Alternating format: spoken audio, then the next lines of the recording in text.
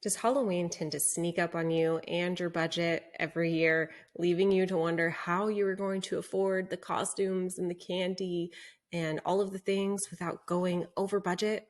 Well, this video is for you then. We are going to talk about 4 things you can do to make sure we don't walk the budgeting plank this Halloween season.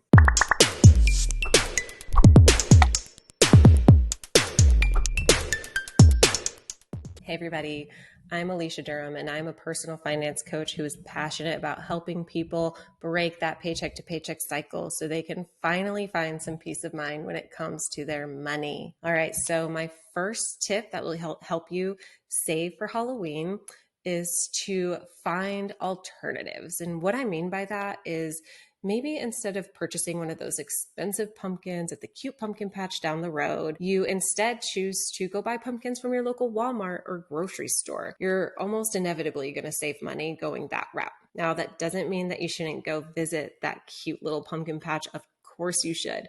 They're usually free to get into, and they provide a great opportunity to get family photos taken. Bring your own camera or use the one on your phone. Find a friendly volunteer to take a few shots of your family. And then what you can do is just post those photos on social media. Your other friends and family members can enjoy them, and if they love them so much that they want to print them out, they can do that themselves. And that just saved you money on sending out greeting cards. Also, think about those potlucks that you're invited to this month. If it's more than one, maybe you choose not to bring food to every single one of them. Or shop from your pantry. Pick what you already have on hand and create a tasty dish from that. All right, your second piece of advice is to make your own costumes. I know this is one you probably already thought about, probably already heard of, but it does have the potential to save you a ton of money. Here I am as a bubble bath when I was a 10-year-old, and this costume was almost as free as it is adorable. My mom found a pink outfit laying around the house and some balloons, and there you have it. A pink bubble bath. Of course, I'm not saying this is what you should do. It's not everybody's cup of tea, but one search on Pinterest will leave you with pages and pages and pages of ideas. So let your imagination run wild. Just be sure if you do run over to your local hobby store, stick to that budget. It can be real easy to go overboard there, speaking from experience.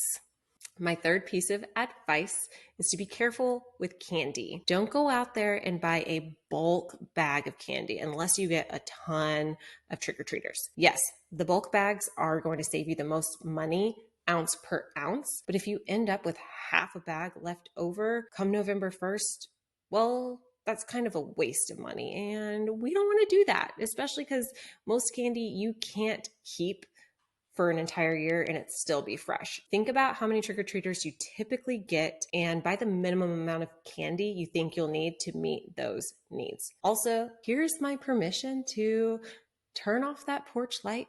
Don't hand out candy this year. It's okay. It's okay to do that. I promise you. Haters gonna hate. Let them. They don't get a vote though. If your budget says you can't afford candy this year, that's okay. And that leads me to my fourth tip, and that is to start planning ahead for next October. Say there were a bunch of things you had to cut from your Halloween budget this year and you would like a little bit more. Let's think about that magic number you would like for next Halloween and divide that total by 12. Whatever that amount ends up being, set it aside each month so when next October rolls around, you have that money ready to go. If you need help setting this up, be sure to set up a free call with me using this link or the link in the description box below. Also, if you're an EveryDollar app user, you can go ahead and create a fund within the app that will help you track how much money you're setting aside each month. It'll be right in front of you. You can set a goal, date. Every month you can go ahead and set aside that money. EveryDollar is going to make it super easy to keep up with that. If you would like to see a tutorial on how to do that, go ahead and click this video. We did a complete walkthrough, step-by-step guide on how to set up funds in the EveryDollar app.